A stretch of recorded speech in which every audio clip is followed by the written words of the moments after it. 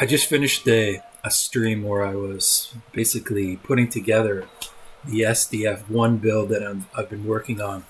And I've been working on it really far more hours than I care to admit. But it's been a labor of love, basically. So I have put a lot of time into it.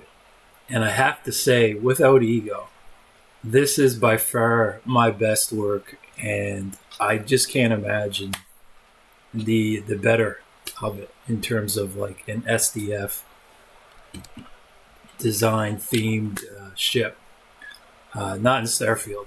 So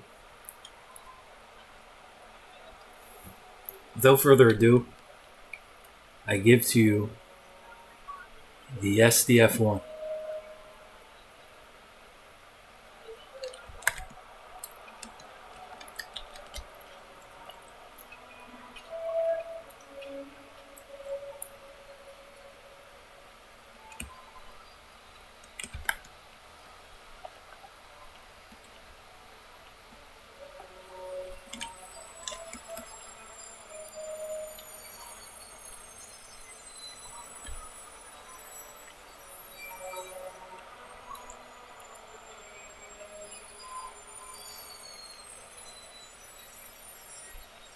Really, words just cheapens the experience.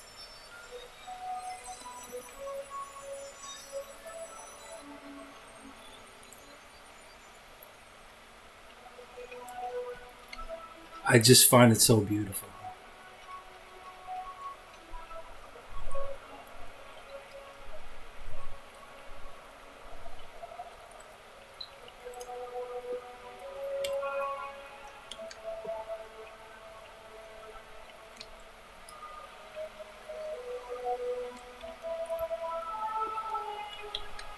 Hi. Please disregard. I attempted an informal greeting, but I am dissatisfied with the results.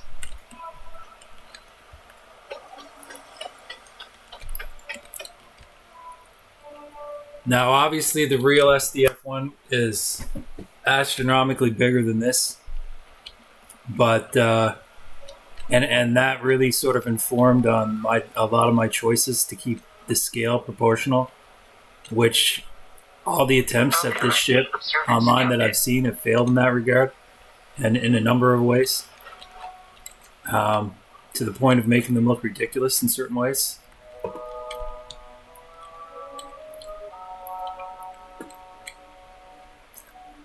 So I will fly this and show it in flight as well.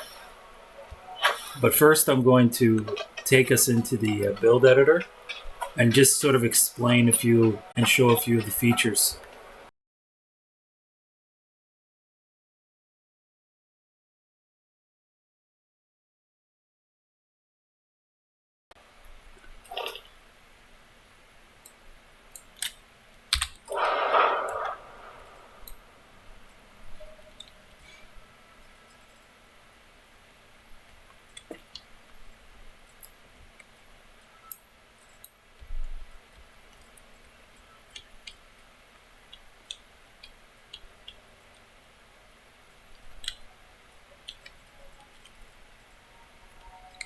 Okay, one of the things that any fan is going to notice is the huge weapons here, the weapon appendages.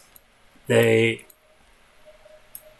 well, I forget the name of them, but the beam that absolutely blows the shit out of everything in the universe. Like these in this flight configuration are almost always together, but clearly the limitations of Starfield's building, and like you can't just like bring these two together and have them fit in the middle here. You have to choose a lane. So I thought the sort of obvious best choice, which a lot of guys didn't do that I've seen attempt this, is I built them staggered, separated. Which this ship in this configuration did actually do on a couple occasions. So it's not like the ship never flies in this, and it's not something it does. So, yeah.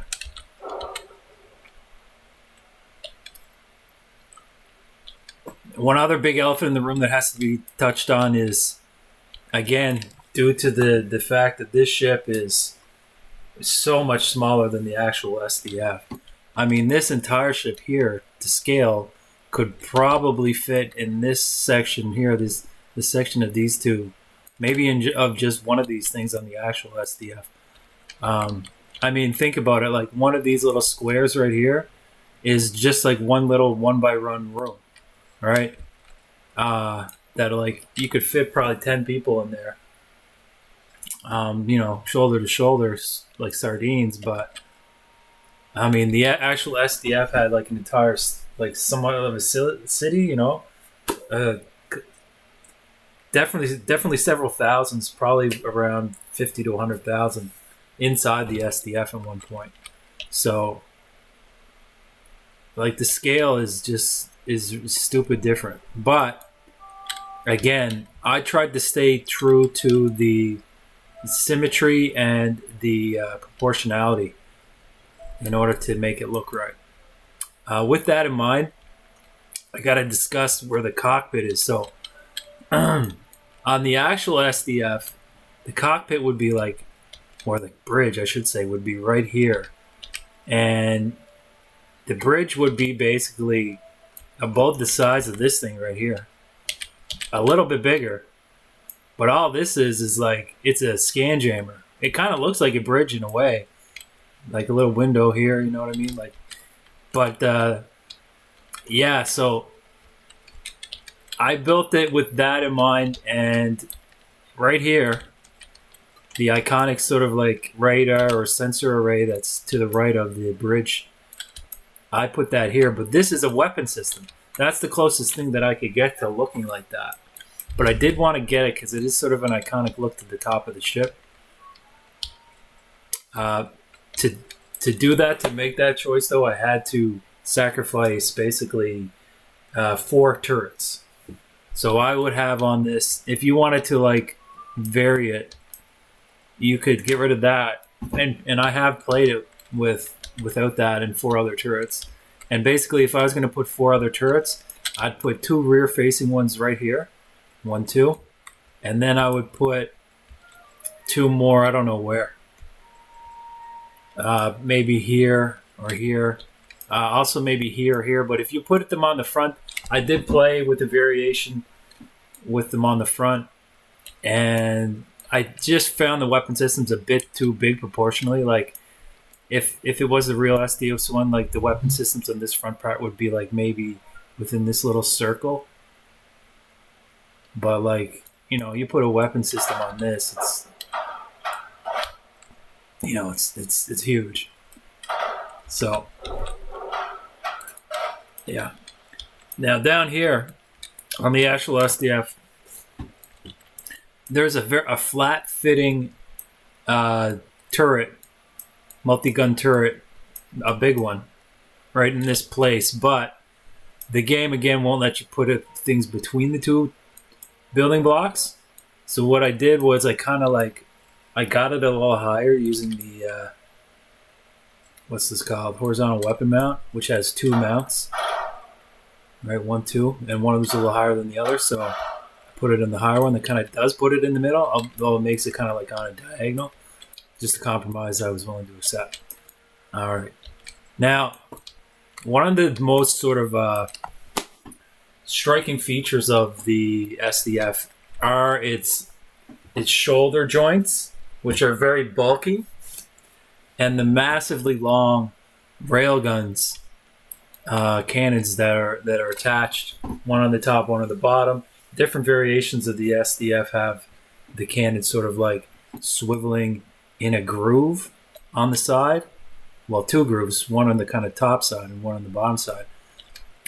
Which go all the way around. But there's obviously nothing like that in Starfield, and there's nothing nearly as big and as long as those cannons proportionally. So the closest I could get were these Gauss guns, which essentially serve the same role, but they're just like proportionally compared to the actual ship. They're a lot smaller, although these are like the biggest ones in the game.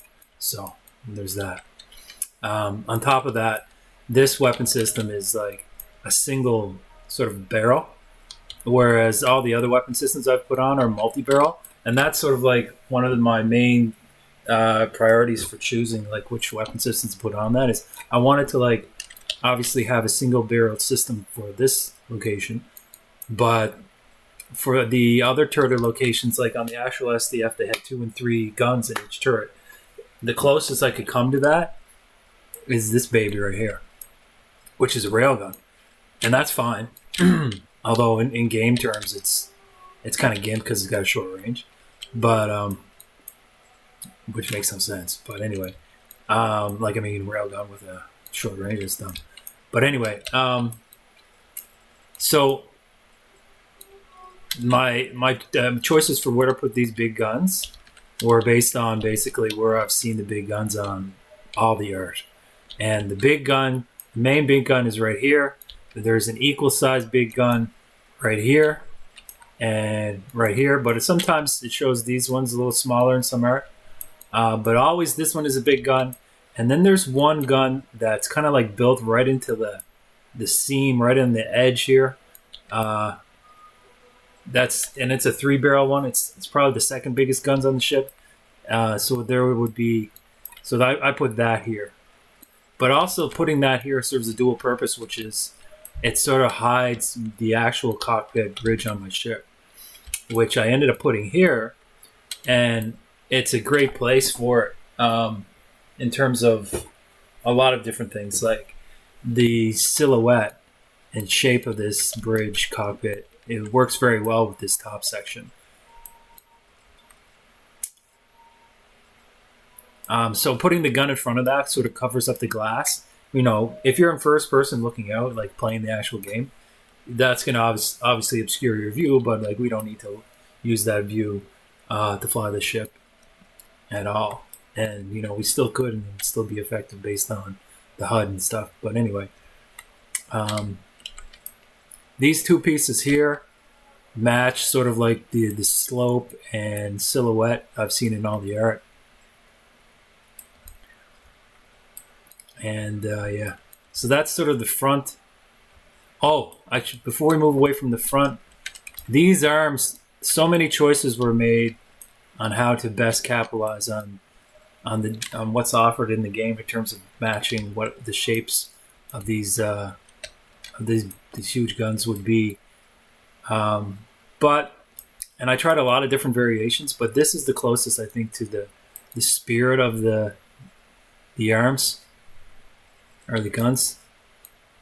For example, this kind of segment here, you notice it's kind of rounded and smooth and a little bit smaller than what comes before and after, and that matches the way it's supposed to look. Because this is the part that like rotates. No, this rotates along with this. This part and this part rotate as it transforms. And then towards the end, where the actual, you know, the dangerous end of this part, where everything shoots out of. I had a lot of different choices here that I played around with, but ultimately I went with this because I wanted to like. I was playing around with like a flipped version of this because it is flat. However, this gap here, I don't feel good about it. I don't feel good about that gap. I don't think it looks very good.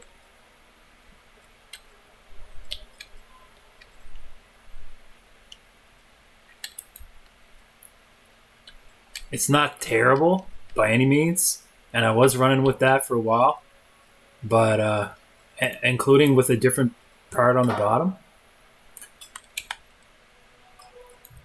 But ultimately,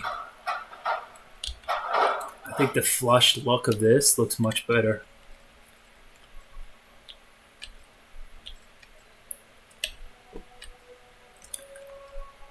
And the slope is very shallow here going down, so it's not a huge sacrifice.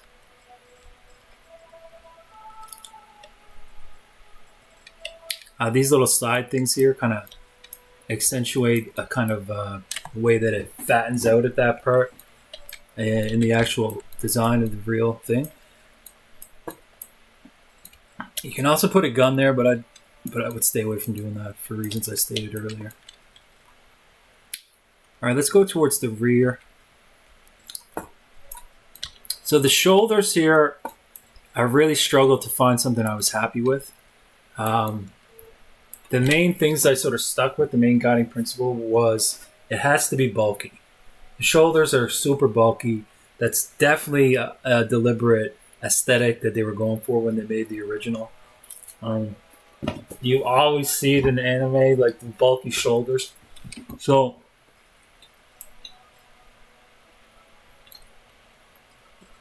the wing design I initially had kind of sucked for that reason. And then I was playing around with just like one of these standard squares. And it really sort of like drowned out the distinction between what the shoulder is versus like any other part of the ship. However, when I played around with this piece, I was immediately a lot more happy. And for a number of reasons. One of the main ones is the weapon mount on this piece is right near the edge, which enables this gun to stick out over the edge a bit. And that kind of exaggerates how long that gun sort of looks versus, if it's back here, as it is on other ships, it doesn't seem as big, but like it's hanging over the edge. It's definitely more of an SDF sort of like look. And the connection to, what's this? This would be, I think it's Daedalus is this one? The one that's not an aircraft carrier. So the connection to Daedalus here, you know what, I have to go check because I don't want to be offending any nerds, which I count myself one of.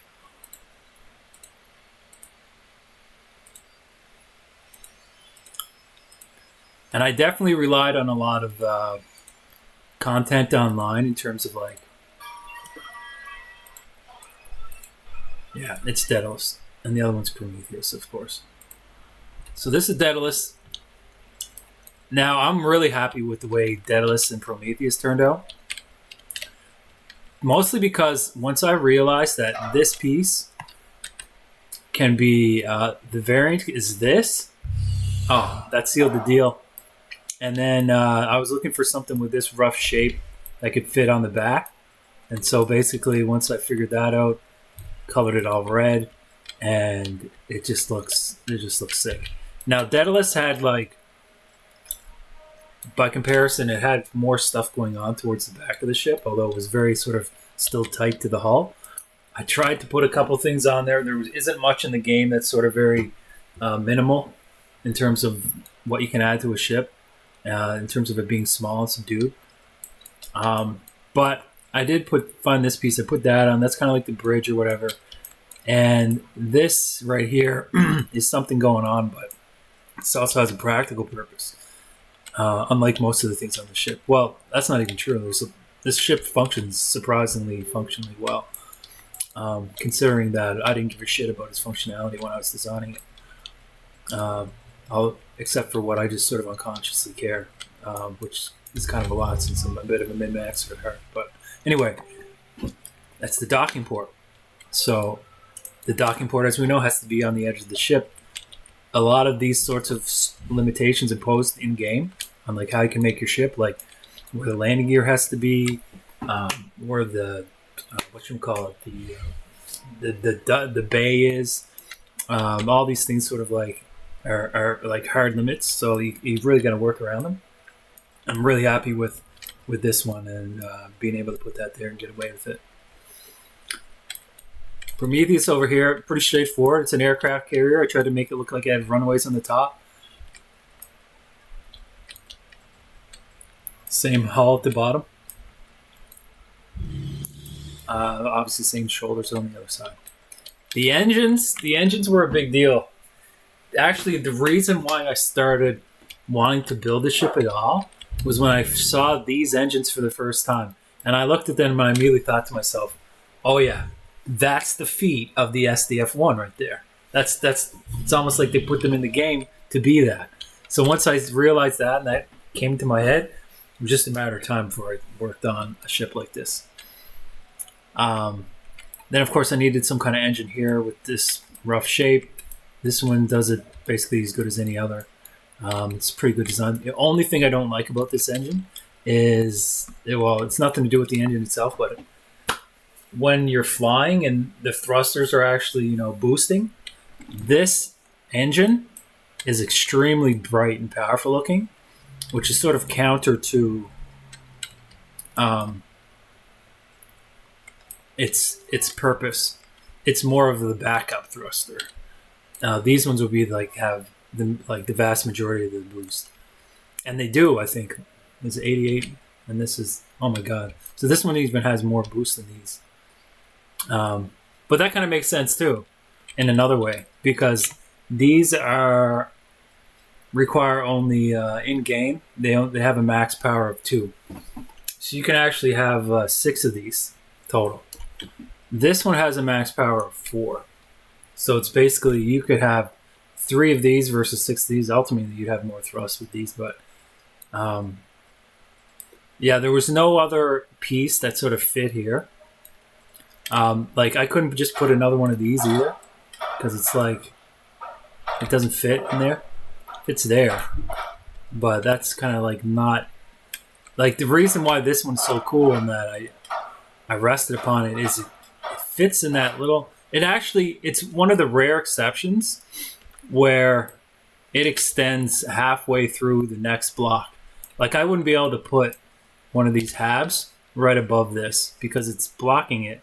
Look, you can see on this one it's taking up space part way up the next one, and that's just kind of rare in the game, but that's exactly where it should be in terms of staying true to the proportionality of the SDF-1, because that's where it rested, like that. Yeah.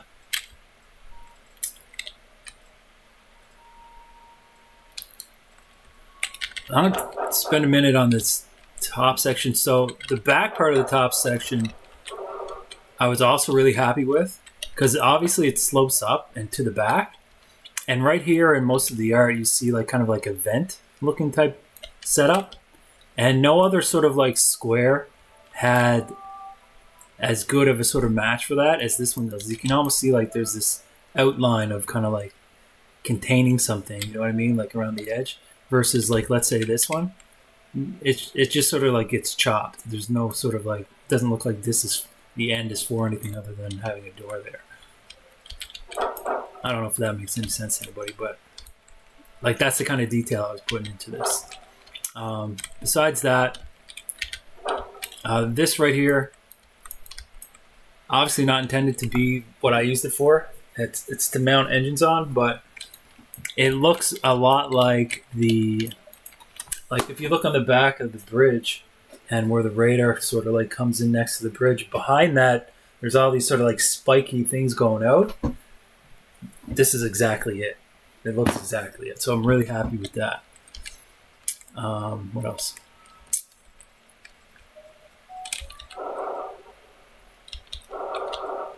All right, now we're going to get into the bottom. So obviously I had to put the docking, the bay, the landing bay, or whatever you want to call it, where you walk in the ship. I put that basically, well, if we look at it from as if it was transformed, it's right in the center of the chest. I wanted a taper towards the waist of the robot, man, humanoid form. So this sort of one does provide that because it kind of slopes up. So there's a bit of a taper there effect. Okay, so the main lift thrusters are obviously, this is the chest, these would be the pectorals. And so these were the landing gears that most matched that sort of thruster configuration. And then I put a third here, which matches where that was as well when it's in this ship configuration.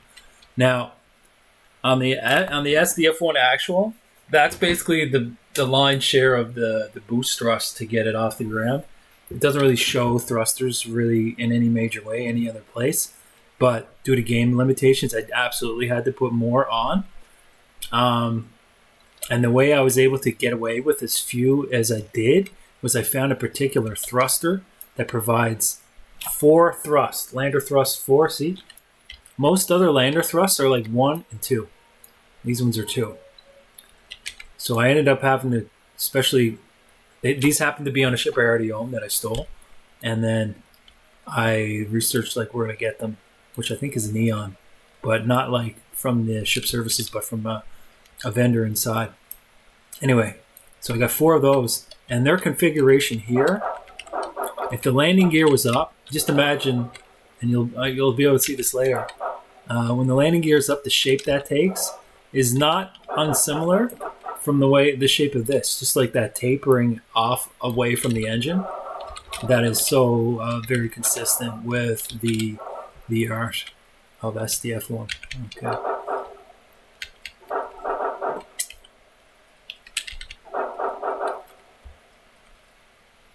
Now, in terms of like things I had to put on the ship just to get it to work and be flyable, well, here's a shield. I guess I didn't really need that, but I picked this one because it's kind of like flat and it's also really powerful. Here's the reactor, which is the strongest one. It works nicely in this spot. The grav drive is... I've hit it so well I don't even know where it is anymore. Where is the grav drive? Here it is. It's right in there. And here's the fuel. It actually really worked quite easily, and it's pretty straightforward to get the parts in without disrupting the aesthetic. And then there's a whole bunch of area to run around in the ship too. It's really quite large inside. Like, you in the docking collar area, you can run all the way through here. You can run here, and then there's like, I think, a full deck below that you can explore. Yeah, there's a full deck below that.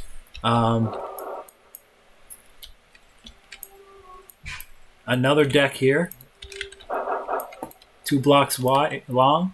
Another one here. This is cargo. This one, I mean, basically you come up into here, and then you're in the bridge. But there's also sections here that you can get to and have access to. It's really quite large inside. Like, it's kind of cray-cray. But yeah, that's as good as you can do with the size limitations and the other limitations in this game. And I'm just really impressed with what I've created here. So the size limitation, just in case you don't know, is 9 long, and I think it's 9 wide as well. So this pushes the limit of the length. And for height, actually, I think it's even more than 9. But which kind of reminds me, one of the designs I want to build sometime in the future is like a Bohr cube, which I think would be really cool and pretty easy.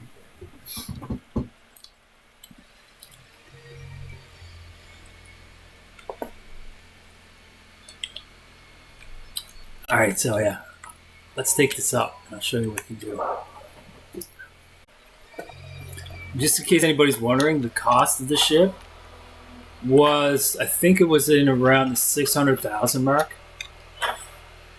But that is just an extremely rough guess.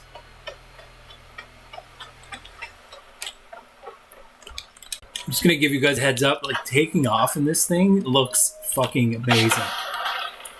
It looks exactly like you would imagine it should look.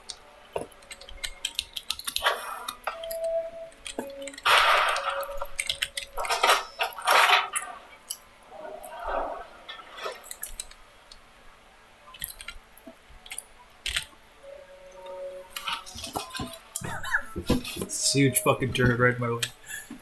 That's okay.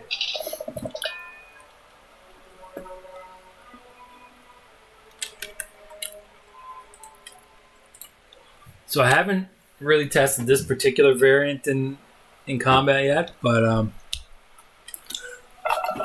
I don't think I'm gonna have any issues. The last one that I tried had 4 more turrets, so, and they were good turrets too. They were like, if you're gonna take any turrets, any other kind of turret, I would definitely recommend the Disruptor one that has, like, looks like it's got 2 sort of barrels. Yeah, okay.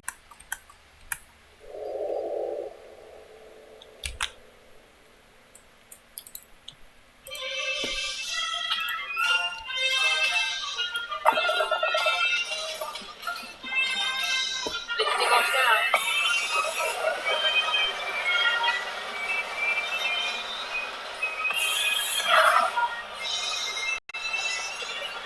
That's so badass.